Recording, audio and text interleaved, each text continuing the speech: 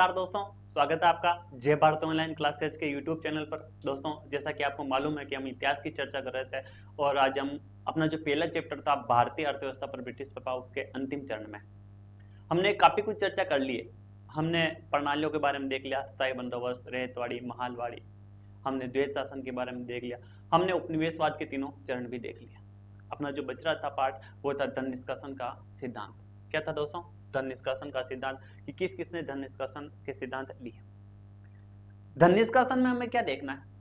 कुछ थ्योरिकल चीजें है, लेकिन धन निष्कासन में इन लोगों ने जो भी धन निष्कासन के बारे में बता रहे हैं, ये बता रहे हैं कि किस प्रकार जो ब्रिटिशर्स है वो भारतीय पूंजी को ब्रिटेन में ले गए, यानी कि भारतीय धन का ब्रिटेन निष्कासन हुआ, भारतीय पूंजी निष्कासित हुई ब्रिटेन। ये चीज, जैसा कि ये चीज हम देख चुके हैं, ये भी यही बता रहे हैं कि पहले चरण में अंग्रेज राजस्व द्वारा, कच्चे माल के द्वारा भारत का शोषण कर रहे हैं। दूसरे चरण में वो तैयार माल जो मशीनों में है वो भारत के बाजारों में ला रहे हैं, भारत का अधीनस्थ बाजार के रूप में प्रयोग कर रहे हैं। भारतीय उद्योग ठप हो चुके हैं और भारत एक ऐसे उपनिवेशक की भूमिका निभा रहा है जो ब्रिटेन को जितनी उनकी आवश्यकता है उतना कच्चा माल पर्याप्त मात्रा में उपलब्ध करवा रहा है।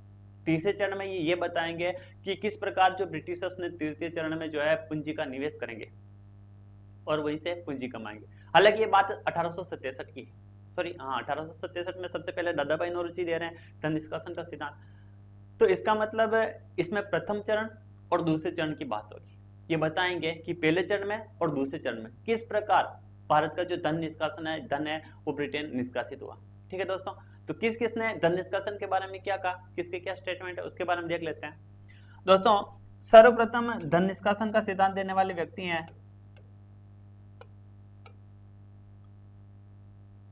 सबसे पहले हम बात करेंगे दादा भाई नौरोजी की। इसकी बात करेंगे दादा भाई नौरोजी। दादा भाई नौरोजी, इन्हें एक उपनाम भी है इनका, वो भी आपको ध्यान रखना है, पूछ लिया जाए एग्जामों में। तो उपनाम है इनका the grand old man of India, the grand old man of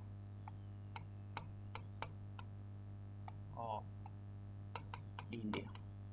ये इनका उपनाम है, किन्हें the grand old man of India भी कहा जाता है। और क्या इनके बारे में, तो सर्वप्रथम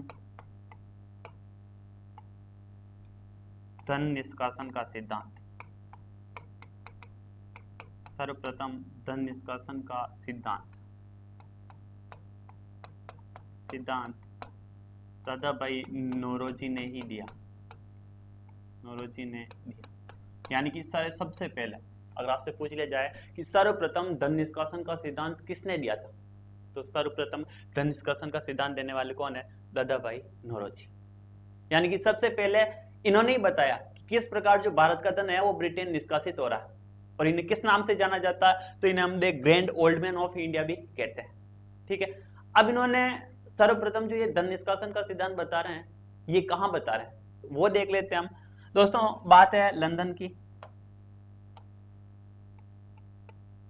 लंदन, और लंदन में ईस्ट इंडिया एसोसिएशन की बैठक चल रही है, ईस्ट इंडिया एसोसिएशन की बैठक चल रही है। और लंदन में जो ईस्ट इंडिया एसोसिएशन की बैठक हुई, कब हुई, तो आप डेट भी बता सकते हैं। ये हुई थी 2 मई 1867, 67 को। यानी कि 2 मई 1867 को लंदन में बैठक हो रही है। किसकी हो रही है? ईस्ट इंडिया एसोसिएशन की बैठक हो रही है। ठीक है ना। और यहां पर दादा भाई नौरोजी का एक लेख पढ़ा गया। किसका? दादा भाई नौरोजी का एक लेख पढ़ा गया। और वो लेख कौन सा था, तो आप बताएंगे कि वो लेख था इंग्लैंड डेप्ट टू इंडिया, इंग्लैंड डेप्ट टू इंडिया। ये लेख है, और ये लेख किसका है? दादा भाई नौरोजी का। बहुत इंपॉर्टेंट नाम है, आपको ध्यान रखना पड़ेगा कि 2 मई 1867 को लंदन में ईस्ट इंडिया एसोसिएशन की बैठक हो रही है। किसकी बैठक हो रही है?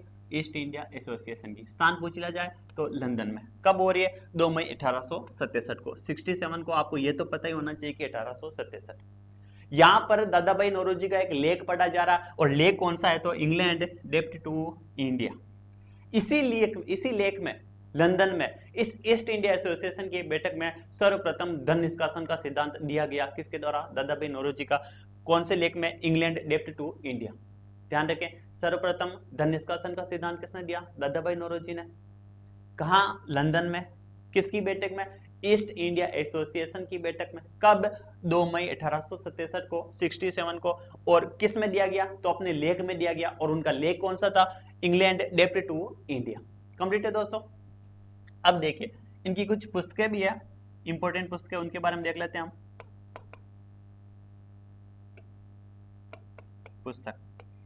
पुस्तकें, दो इंपॉर्टेंट पुस्तकें हम देखने वाले हैं। एक है the poverty and un-British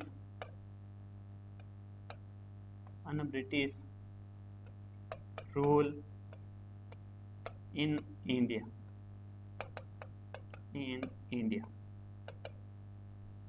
The poverty and un-British rule in India. Un-British rule in India. एक पुस्तक ये थी। ये कब आई? तो आप बता सकते हैं, ये आई थी जब ये 1867 की बात है, जब धन निष्कासन का सिद्धांत दिया। और 1867 में ये इनकी प्रसिद्ध पुस्तक आई थी कि the poverty and un-British rule in India. एक और प्रसिद्ध पुस्तक है इनकी, the wants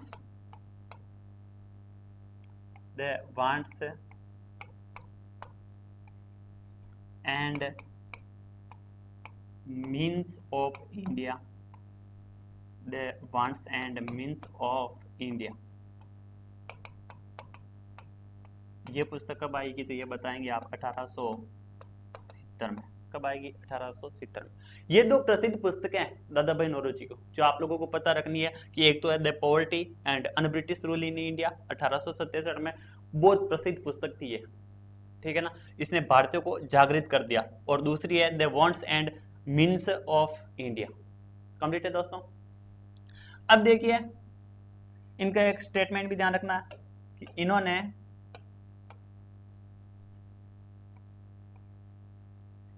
भारत के धन निष्कासन को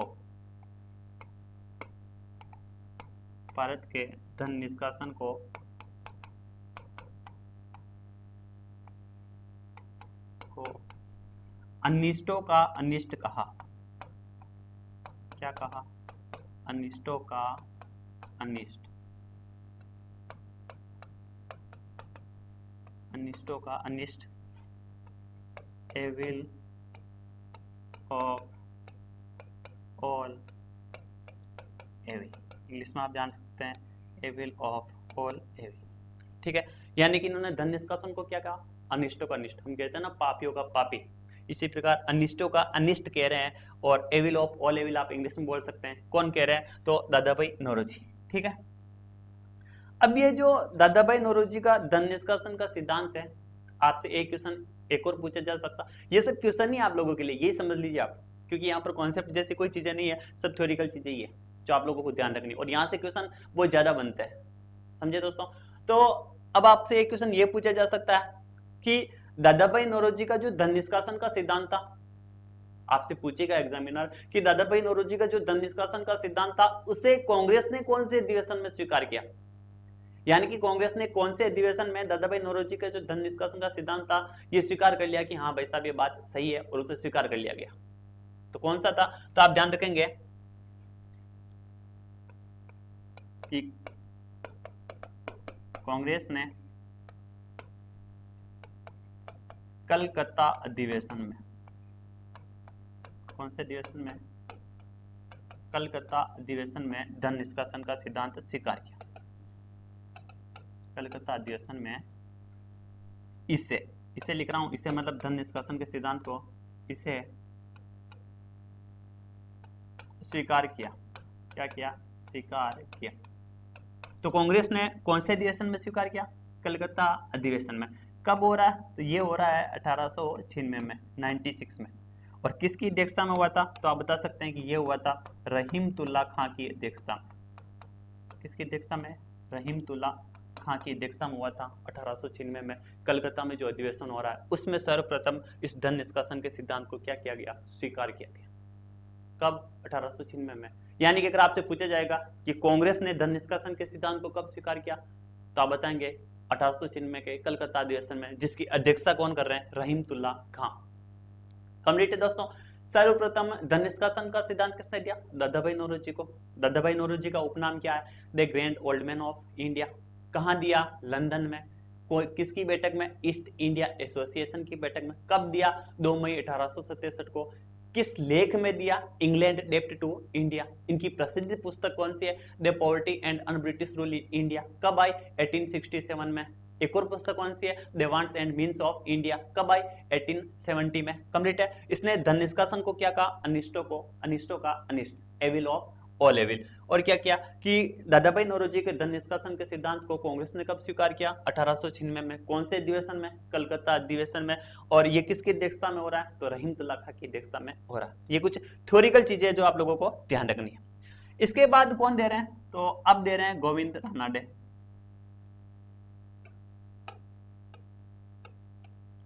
कौन दे रहे हैं? गोविंद रानाडे। सर्वप्रथम तो दे दिया दादाभाई नौरोजी ने। गोविंद रानाडे ने कब दिया? तो इन्होंने दिया 1872 में, 72 में, 1872।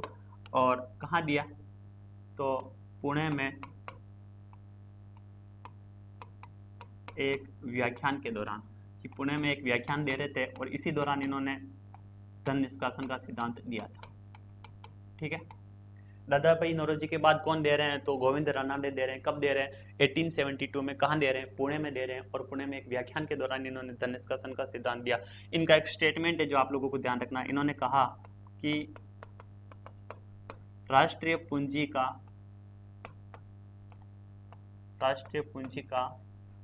1/3 भाग किसी ना किसी रूप में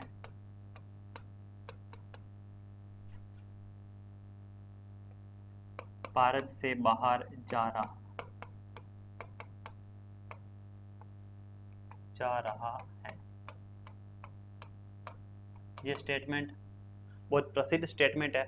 आपसे सीधा सा ये पूछा जाएगा कि ये कथन किसका है कि भारत का जो 1/3 हिस्सा है वो ब्रिटिशर्स द्वारा भारत से बाहर या इंग्लैंड ले जाया जा रहा है। तो ये स्टेटमेंट किसका है?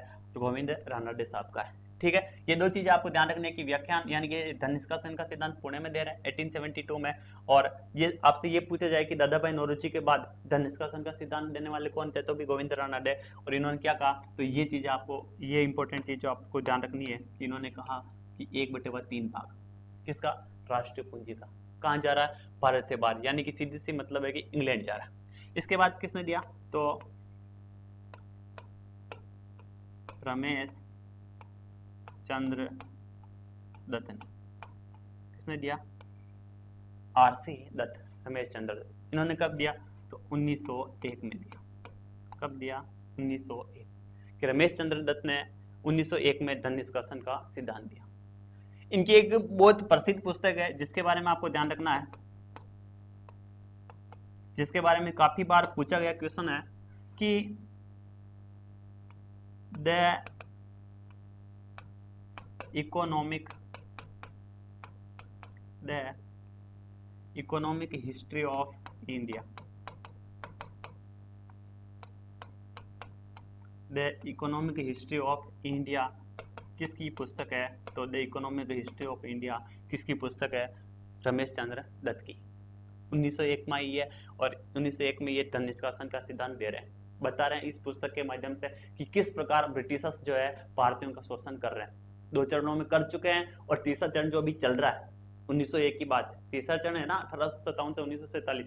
ठीक है ना। तो इस दौरान ये क्या कर रहे हैं? तो इस दौरान ये बता रहे हैं कि किस प्रकार जो अंग्रेज है वो भारतीयों का शोषण कर रहे हैं। ठीक है ना। पुस्तक थी प्रसिद्ध the economic history of India. ध्यान रखें आप, पिछली बार एसएससी में पूछा गया क्वेश्चन है कि रमेश चंद्र दत्त की प्रसिद्ध पुस्तक कौन सी थी, प्रसिद्ध कृति कौन सी थी, तो the economic history of India. इनका भी एक स्टेटमेंट है जो आप लोगों को ध्यान रखना है, क्या है, तो इन्होंने कहा कि भारत के सकल राजस्व का,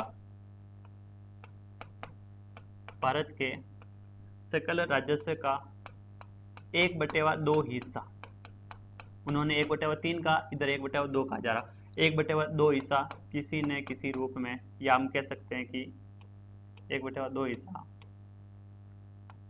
इंग्लैंड ले जाया जा रहा, इंग्लैंड ले जाया जा रहा है। ये इंपॉर्टेंट स्टेटमेंट है, किसका है, तो रमेश चंद्र दत्त का। क्या है, तो इन्होंने कहा कि जहां गोविंद रानडे साहब कह रहे हैं कि 1/3 भाग जो भारतीय पूंजी का, राष्ट्रीय पूंजी का है, वो किसी न किसी रूप में कहां जा रहा है, ब्रिटेन जा रहा है, लेकिन इन्होंने तो लगभग आधा भाग, 1/2 हिस्सा क्या कर दिया, इन्होंने कह दिया कि 1/2 हिस्सा जो है भारत से कहां ले जाया जा रहा है, ब्रिटेन ले जाया जा रहा है। भारत के सकल राजस्व का 1/2 हिस्सा इंग्लैंड ले जाया जा रहा ब्रिटिशर्स द्वारा। यह स्टेटमेंट किसका है, तो रमेश चंद्र दत्त का। ध्यान रखना, ये स्टेटमेंट दोनों है, इनमें कंफ्यूजन होता है। अगर पूछा जाता है 1/3 के बारे में तो कौन है, गोविंद रानडे साहब। अगर 1/2 या आधे भाग के बारे में ये पूछ लिया जाता है कि सकल राजस्व का आधा भाग किसी न किसी रूप में भारत से इंग्लैंड जा रहा या इंग्लैंड ले जाया जा रहा, ये स्टेटमेंट किसका है, तो आधा भाग कौन कह रहे हैं, रमेश चंद्र दत्त। कंप्लीट है दोस्तों। और इनकी प्रसिद्ध पुस्तक कौन सी है, तो the economic history of India. और ये धन निष्कासन का सिद्धांत कब दे रहे हैं, 1901 में। और इनको एक और चीज इनकी ध्यान रखनी है कि इन्होंने धन निष्कासन को, धन निष्कासन को, ये पूछा गया क्वेश्चन है आरपीएससी फर्स्ट ग्रेड में कि इन्होंने धन निष्कासन को बहता हुआ गांव कहा। क्या कहा, बहता हुआ गांव। कि धन निष्कासन को बहता हुआ गांव किसने कहा, तो धन निष्कासन को बहता हुआ गांव किसने कहा, रमेश चंद्र दत्त ने। ये बात बहुत इंपॉर्टेंट है, ध्यान रखें। कुछ स्टेटमेंट, एक आपको पूछा जाएगा कि अनिष्टों का अनिष्ट किसने कहा, तो किसने कहा, दादा भाई नौरोजी ने। और ये पूछा जाएगा कि बहता हुआ गांव किसने कहा, तो किसने कहा, अपने रमेश चंद्र दत्त साहब ने। कंप्लीट है दोस्तों, ये रमेश चंद्र दत्त के बारे में। एक और व्यक्ति है, एक और कौन है,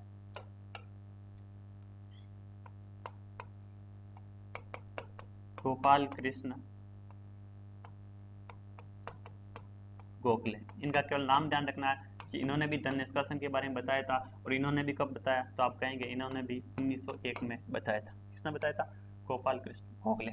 आपसे ये क्वेश्चन भी पूछा जाता है कि निम्न में से कौन है जिन्होंने धन निष्कासन का सिद्धांत प्रतिपादित नहीं किया या नहीं दिया। हो सकता है कि 4 ऑप्शन मिले, इनमें से आपको 3 नाम मिल जाए, 1 नाम मिले, तो आप ध्यान रखना कि ये 4 व्यक्ति प्रमुख है। सबसे पहले हमने दादा भाई नौरोजी की बात करी, वो 2 मई 1867 को लंदन में ईस्ट इंडिया एसोसिएशन की बैठक में दे रहे हैं। फिर गोविंद रानडे 1872 में पुणे में एक व्याख्यान के दौरान दे रहे हैं। फिर 1901 में किसने दिया, तो रमेश चंद्र दत्त साहब ने दिया। और अपने गोपाल कृष्ण गोखले साहब कब दे रहे हैं, तो 1901 में। तो ये 4 बातें आपको प्रमुख है जो ध्यान रखनी है। इन चारों ने धन निष्कासन का सिद्धांत दिया। कंप्लीट है दोस्तों। तो दोस्तों अब जो हमें कुछ प्रति व्यक्ति आय की बात कर लेते हैं कि सबसे पहले प्रति व्यक्ति आय बताने वाले व्यक्ति कौन थे। आपसे पूछा जाएगा सबसे पहले प्रति व्यक्ति आय किसने बताई, दादा भाई नौरोजी साहब ने बताई। कब बताई, 1867 और 68 के लगभग। और कितनी बताई, तो 20 रुपए बताई। ठीक है ना। तो अब देखते हैं हम कि प्रति व्यक्ति आय को लेकर क्या स्टेटमेंट है। आपको एक तो ध्यान रखना, इधर व्यक्ति का नाम, इधर आप ध्यान रखेंगे सन, और एक आप ध्यान रखेंगे प्रति व्यक्ति आय, प्रति व्यक्ति आय। कंप्लीट है दोस्तों। सबसे पहले प्रति व्यक्ति आय बताई दादा भाई नौरोजी ने। मैं केवल नौरोजी लिख रहा हूँ, आप समझ जाना कि दादा भाई नौरोजी ने सर्वप्रथम प्रति व्यक्ति आय बताई। कब बताई, तो सन आप बता सकते हैं 1867 68 के लगभग। और कितनी बताई, तो आप बताएंगे 20 रुपए बताई थी। कितनी बताई थी, 20 रुपए। यानी कि सर्वप्रथम प्रति व्यक्ति आय बताने वाले व्यक्ति कौन है, कौन है, दादा भाई नौरोजी। सर्वप्रथम प्रति व्यक्ति आय किसने बताई? दादा भाई नौरोजी साहब ने बताई। कितनी बताई? 20 रुपए। ये दोनों बातें आप लोगों के लिए बहुत इंपॉर्टेंट है, ध्यान रखना। आगे इसके बाद बताने वाले कौन थे? तो दादा भाई नौरोजी के बाद बताई विलियम डिग्बी ने। किसने? विलियम डिग्बी ने। विलियम डिग्बी ने कितने कब बताई? तो आप बताएंगे, इन्होंने 1899 में बताई, 99 में। और कितनी बताई? तो आप बताएंगे, इन्होंने बताई थी 18 रुपये। कितनी बताई थी? 18 रुपये। मैं रुपये थोड़ा साइड में लिख रहा हूँ ताकि आपको कंफ्यूजन नहीं हो, और रुपये में नहीं लिखूंगा तो भी चलेगा, मैं इनको हटा देता हूँ, ठीक है। 20 रुपये। और विलियम डिग्बी साहब कितनी बता रहे हैं? 18 रुपये बता रहे हैं। कितनी बता रहे हैं? 18 रुपये। इसके बाद किसने बताई? तो आप तीसरे नंबर पर नाम ध्यान रख सकते हैं, लॉर्ड कर्जन साहब का। Lord Curzon. अगर लॉर्ड कर्जन की हम बात करें, आपको पता ही है कि हमने बात करी थी कि भारत में रेलवे का सर्वाधिक विकास लॉर्ड कर्जन के समय हुआ था, जबकि प्रारंभ किसके साथ में समय हुआ था? लॉर्ड डलहौजी के समय। लॉर्ड कर्जन ने कब प्रति व्यक्ति आय बताई? 1901 में, 1901। 1901 में कितनी बताई? तो आप इनके बारे में ध्यान रखेंगे, इन्होंने 30 रुपए बताई। कितने बताई? 30 रुपए। 20 रुपए दादा भाई नौरोजी, 18 रुपए विलियम डिग्बी साहब, और कर्जन ने 30 रुपए बताई। उसके बाद कौन बता रहे हैं? तो डॉक्टर V.K.R.V. राव। कौन है? Doctor V.K.R.V. राव ने बताई। मुझे बताया कि आप लोगों के दिमाग में सवाल उठ रहा होगा कि इतना बड़ा नाम, पूरा नाम क्या है? तो पूरा नाम आप सुन लीजिए, मुझे पता है कि कमेंट करके जरूर पूछेंगे आप। विजेंद्र कस्तूरी रंगन वरदराज राव। विजेंद्र कस्तूरी रंगन वरदराज राव, इसलिए इनको शॉर्ट में हम V.K.R.V. राव कह रहे हैं, क्योंकि इतना 3-4 लोगों का नाम हम एक साथ नहीं ले सकते। हालांकि नाम तो एक ही व्यक्ति का है, लेकिन लगता है ऐसा कि जैसे 3-4 का साथ में हो। तो V.K.R.V. राव, इन्होंने कब कहा, कब बताई राष्ट्रीय आय? तो इन्होंने बताई 31-32 के लगभग, यानी 1931-32 के लगभग। तो आप कितनी बता रहे हैं? तो आपने बताई 62 रुपये। कितनी? 62 रुपीज, यानी कि 62 रुपये बताई। इन 4 व्यक्तियों ने प्रति व्यक्ति आय बताई। चारों के बारे में आपको ध्यान रखना है कि सर्वप्रथम प्रति व्यक्ति आय किसने बताई? दादा भाई नौरोजी ने। कितनी? 20 रुपए। विलियम डिग्बी ने भारत की प्रति व्यक्ति आय कितनी बताई? 18 रुपए, ठीक है ना। लॉर्ड कर्जन ने भारत की प्रति व्यक्ति आय कितनी बताई? 30 रुपए। और V.K.R.V. राव, विजेंद्र कस्तूरी रंगन वरदराज राव ने भारत की प्रति व्यक्ति आय कितनी बताई? तो 1931-32 में इन्होंने 62 रुपए बताई थी। कंप्लीट है। एक चीज आप नोट में ध्यान रखें,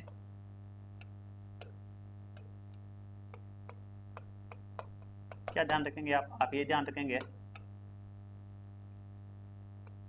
सर्वप्रथम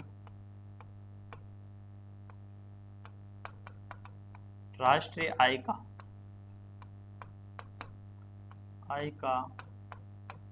वैज्ञानिक आकलन, वैज्ञानिक आकलन किसने किया? तो सर्वप्रथम राष्ट्रीय आय का वैज्ञानिक आकलन जो है, आप ये कह सकते हैं